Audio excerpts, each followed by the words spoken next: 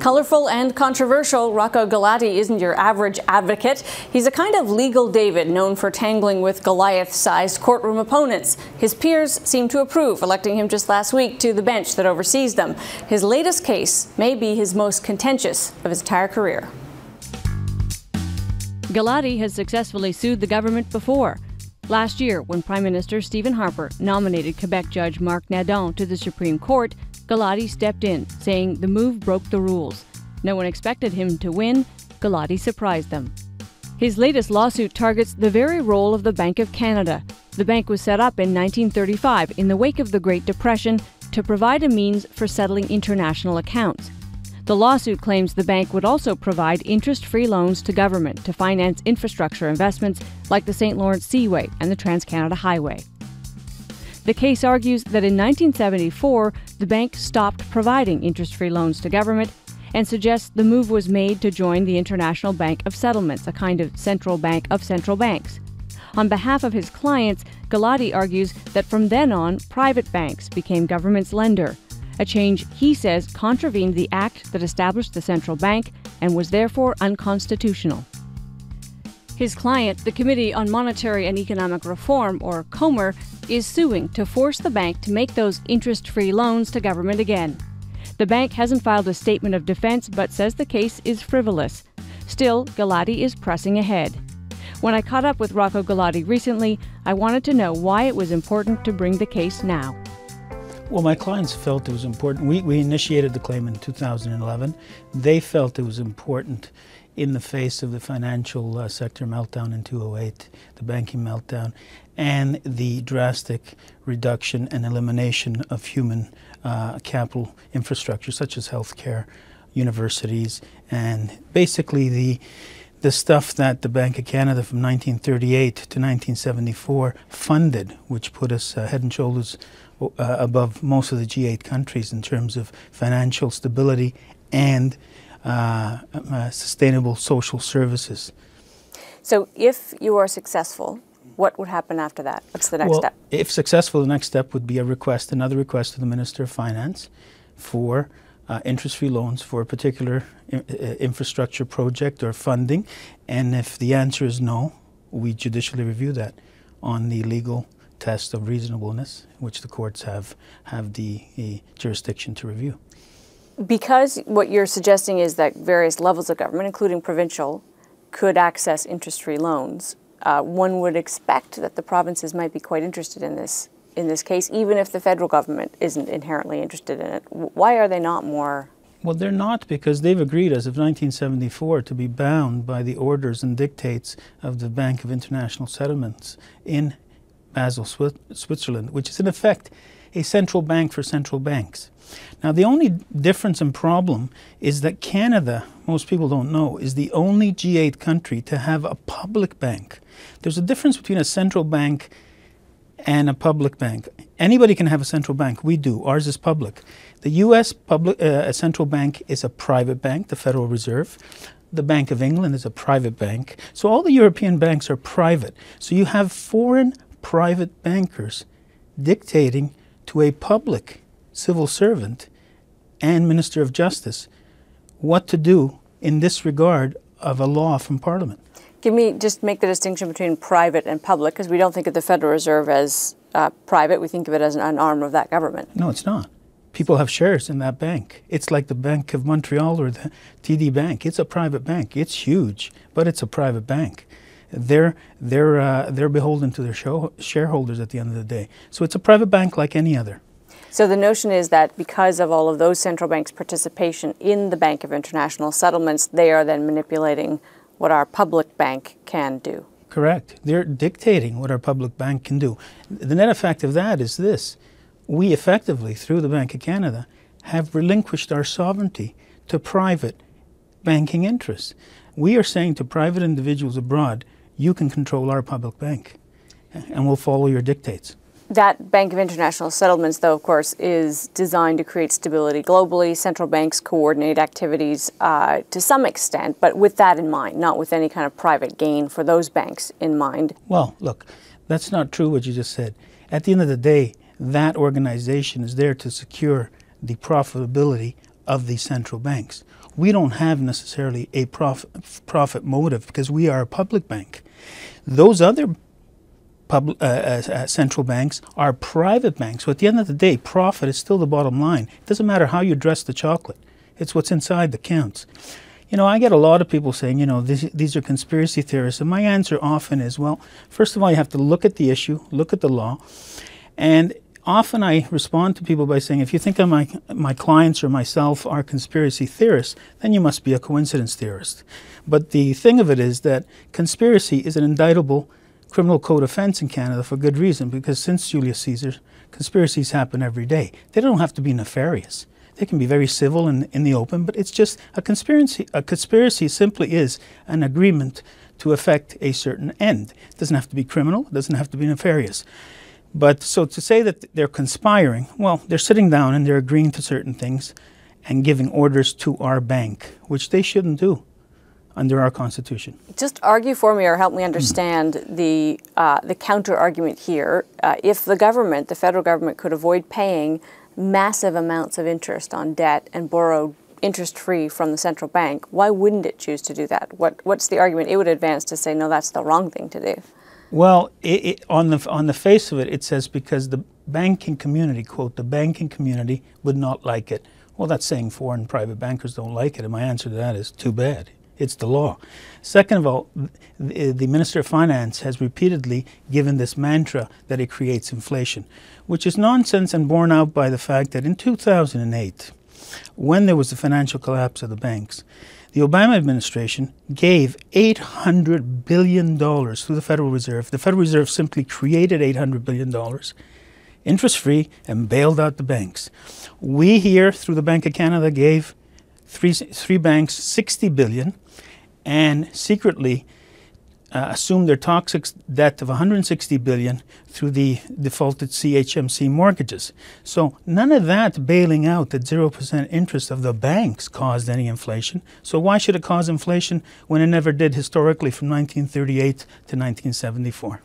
So assume that things go as you would like, and that ultimately you can say to the finance minister, you must abide by this ruling, and he doesn't. Does this become a protracted legal fight around trying to change behaviors from people who don't want to borrow interest-free? Well, most struggles to enforce the law are.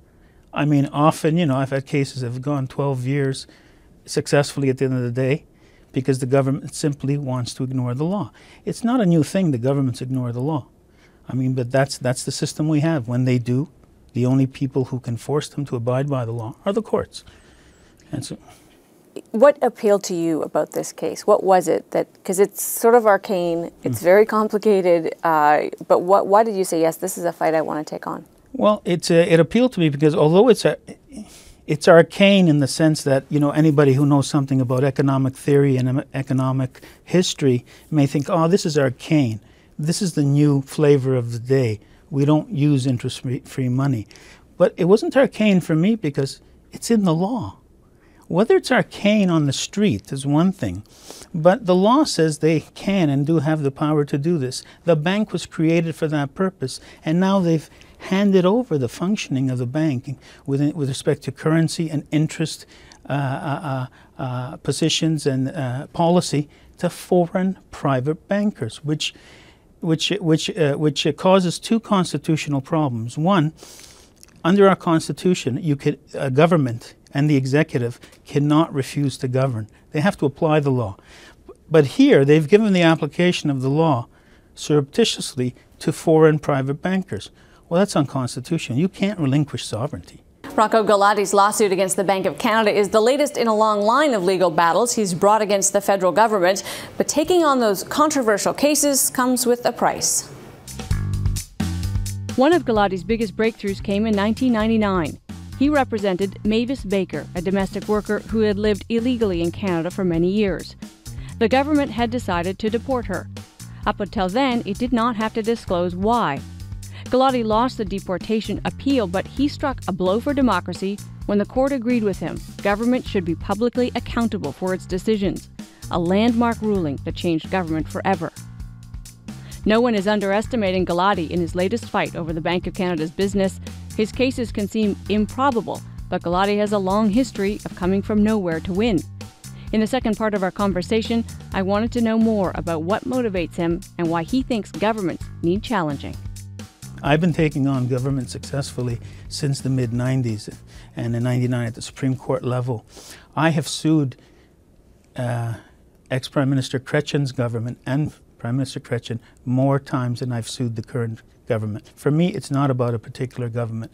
When government goes astray, in a constitutional democracy, there are only two checks and balances to a government going astray and going wayward of the law and the Constitution.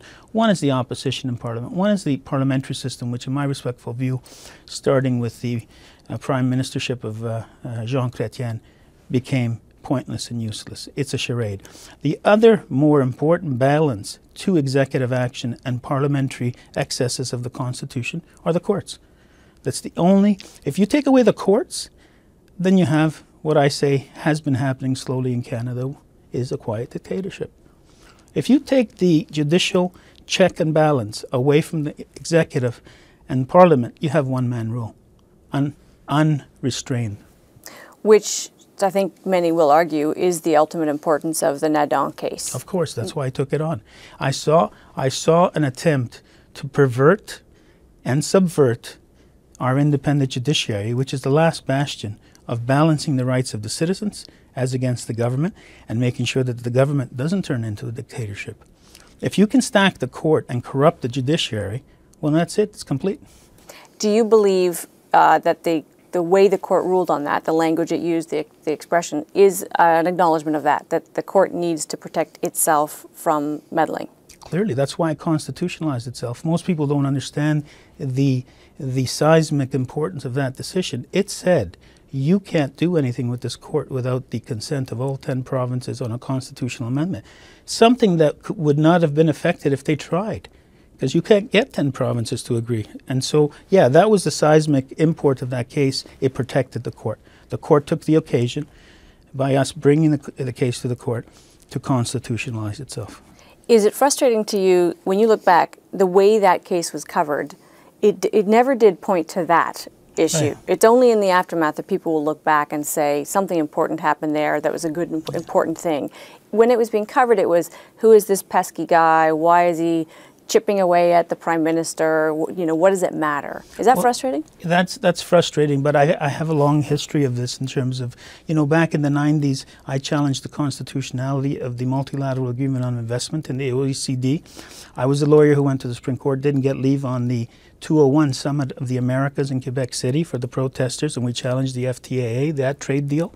And so I'm used to this. And in a lot of my cases that I win, in every single case that I take, the government response is always, it's ludicrous. The press saying, what's he going on about now? It's got no merit. And in fairness to the government, in 37% of the time, they're right. I lose 37% of my cases. But in the other 63%, they still have the same mantra. It's no merit. Let's get it out of the courts. But you know, this is part of the battle that you go through when you engage in constitutional litigation. You're not doing this to get rich. No, I'm not doing this to get rich. I could, you know, I'm a tax lawyer by training and profession. If I wanted to be rich, I do nothing but tax cases. In fact, even in some successful cases, you have spent more than you've been awarded in costs. Well, in the Nadon case, I put out $42,000. I was awarded half of $5,000, including HST and disbursements, which means I was awarded nothing. So you're essentially making a personal investment in these cases. As a citizen, as a lawyer, yeah. Somebody's got to do it. It's like the challenge we brought to the new Citizenship Act, which is now in the Federal Court of Appeal, where they purport to be able to strip a Canadian-born citizen of his citizenship or her citizenship. I mean, that's been unheard of since 1608, when they tried it for the first time, and 14 judges, including Lord Cook, said, no, you can't. If you're born here, that's it, end of story. So, why aren't there more lawyers doing what you're doing? Primarily 3 reasons. One is that every lawyer in the country except 2 of us, me and my associate that I've met, wants to be a Supreme Court of Canada judge. It's a bit delusional, but everybody is a titan in their own mind. Secondly, people have to raise their family and pay their expenses. They don't want to be liable to personally pay these costs. And thirdly, to be frank, we do a bad job of teaching and encouraging constitutional law and thinking outside the box and thinking that there is something more supreme than Parliament. Because when we patriated the Constitution, as the Supreme Court has pointed out many times, we no longer live in a parliamentary supremacy. We live in a constitutional supremacy. And so Parliament has to keep within the limits of its powers. You, in fact, one of your early victories was forcing governments to be accountable for decisions that they make, for rulings that they make. And I think in legal circles, people would point to that as a hugely important development. Right. For the in 1999, I co-counseled for Roger Rowe, who was the prime counsel on that, on the Baker case, which broke 200 years of administrative law that said anytime a government official makes a decision that affects your life or livelihood, they have to give you written reasons. It wasn't the law before that. But more importantly, that case also ruled something else, that when interpreting domestic Canadian law, we must comply with international treaty norms, whether we've signed the treaty, whether we've ratified the treaty or not. We are the only country in the Western world in any democracy that has that ruling, which keeps us in check so we don't go too far astray. How do you decide whether a case is something you want to do or not? I tend to decide on whether or not it has to have a constitutional issue, and it's got to go to the integrity of governance or the violation of somebody's rights, that are human rights or charter rights. That's how I decide to take a case. Otherwise, if you want a divorce settlement, you go somewhere else, because I think reasonable people should reasonably solve their own private problems. I only do cases against the government because when the government's after you, there is no making a deal. And have you paid a price other than obviously the costs that can be involved, the personal time commitment? Have you paid a price for that, for being this thorn in the government side over time? Oh, I'm sure. I'll never get a judicial appointment. I've never had an interview when I've applied to teach at law faculties. I've applied 147 times, never got a single interview. And so people personalize things. They don't look at the issues often. They don't look at the person. They simply make a prejudgment of the issue through the lawyer. And Aristotle told us, don't judge the messenger, judge the message. And so I'm okay with that in the sense that, it is what it is. That's our culture. We tend to bring it to that level. Other societies don't. In the States, they openly litigate things without personalizing it. And in this case, what is your hope? What changes post the ruling that you're hoping for? My hope is that the court declared that the government is bound by the legislation and cannot simply hand over that decision-making to foreign private bankers. What the government then does is up to the government, but they can't simply arbitrarily say no, never again when the law is there and the history of the reason for creating the Bank of Canada is there. Most people should realize we use this Bank of Canada interest-free loan mechanism to pay for World War II, the Transcanada Highway, the St. Lawrence Seaway, and all the explosion of all the universities and hospitals and schools that were built in the 60s up until 74 were all built using interest-free loans from the Bank of Canada. And you know what? It didn't affect inflation in the least. In fact, the inflation rate since 74 to now is much higher than it was from 38 to 1974. All right. We got to leave it there. We appreciate your time. Thank you.